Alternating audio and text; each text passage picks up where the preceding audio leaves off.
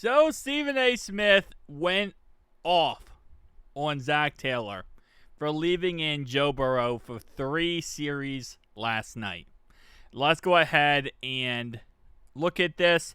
I do have to cover half the screen because it's ESPN, but let's go ahead and get right into it. 1 second. Stephen A., I'm coming to you on this. Do you have a problem with Zac Taylor leaving Burrow in for that amount of time? I have a problem with Zac Taylor, period. I have a problem with him coaching in the offseason. I have a problem with him never having his team prepared to play in September. I certainly have a problem with him leaving Joe Burrow in that game for as long as he did. There was a couple of plays where he's running for his life. I don't know why he didn't just go down.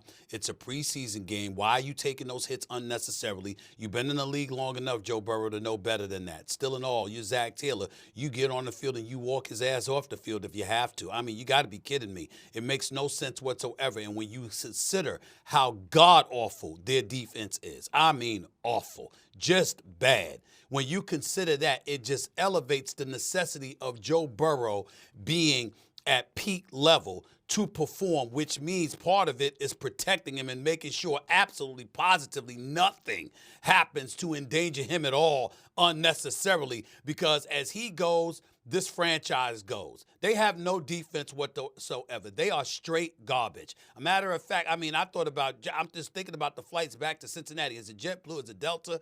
Is it American? Is it United? What airlines takes them back? Because I wouldn't put them on a chartered flight. I'd make them fly commercial, wait in line and everything. You understand? Get their own damn Chick-fil-A or something. They don't deserve a free ride home. They are horrible. That defense is straight trash, okay? Which means that everything is going to come down to Joe Burrow with Jamar Chase and T. Higgins. And Jamar Chase and T. Higgins can't do a damn thing for you if Joe Burrow ain't throwing them the football. So he is the man.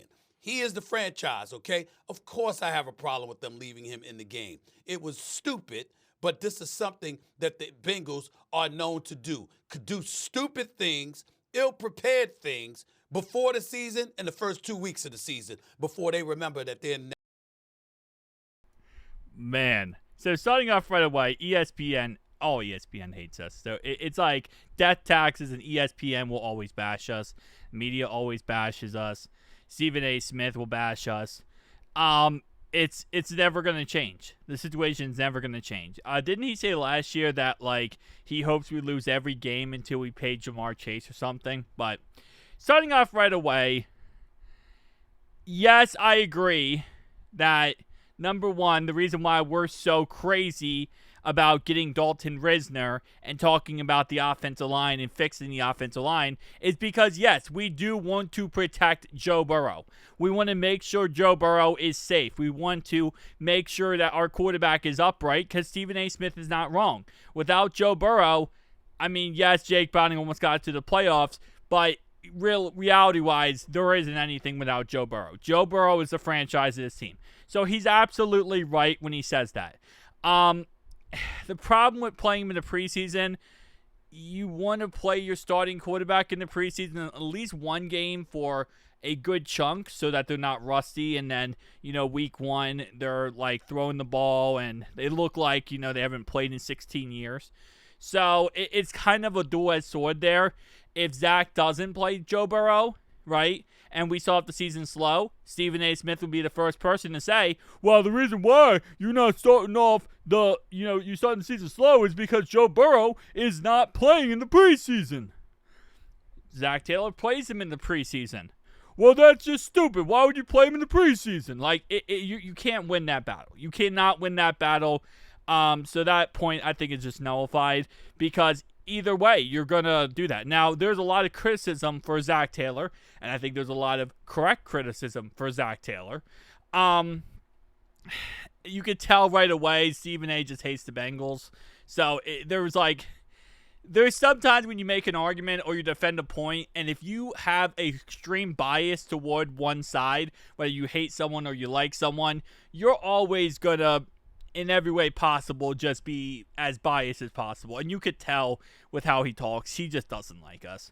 So it doesn't really change anything. Now, for the Joe Burrow taking unnecessary hits, he is correct on that.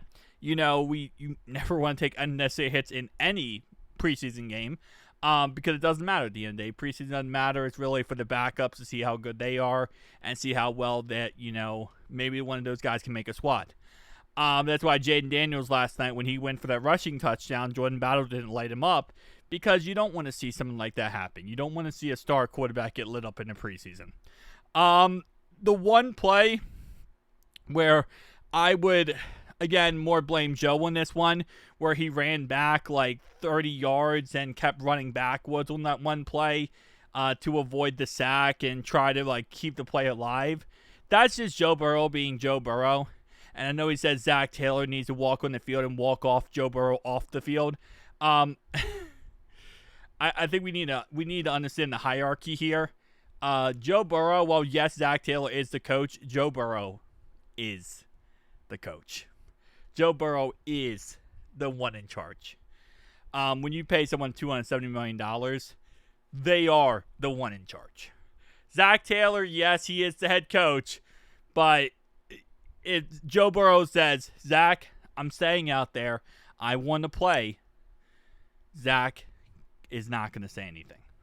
And most coaches would not, because that's kind of one of those things where it's, Joe Burrow runs this. But again, there is a lot of situations where, yeah, he needs to just throw the ball away, get the ball out there.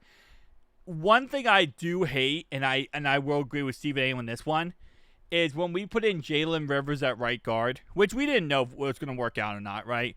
Because Jalen Rivers, at the end of the day, well, yes, don't get me wrong, he's been awful at right tackle. He played right guard in college. So, theory would suggest he'll be a pretty good right guard in the league. Even though we decided to try to put him at right tackle. But anyway, he actually played left tackle in college, but he also played guard. Majority was left tackle, but he also played guard in college. But anyway, so my point is, when we put him in at right guard to replace Lucas Patrick, because we wanted to see how he would look with the first team offensive line, we kept in Joe Burrow. And that was not smart. That was not smart at all, because if he fails, Joe Burrow is the guy taking the hits. If he messes up and he's not, and he looks just like he does at right tackle, you're risking Joe Burrow, right? While if you have Jake Browning in and he messes up, you're risking Jake Browning. So, again, like I said, I don't disagree with all the points that Stephen A makes. I think there is a lot of hate and bias against us here, but I think that he does make some valid points. Across the board, man, it is what it is, We're not going to see Joe next week.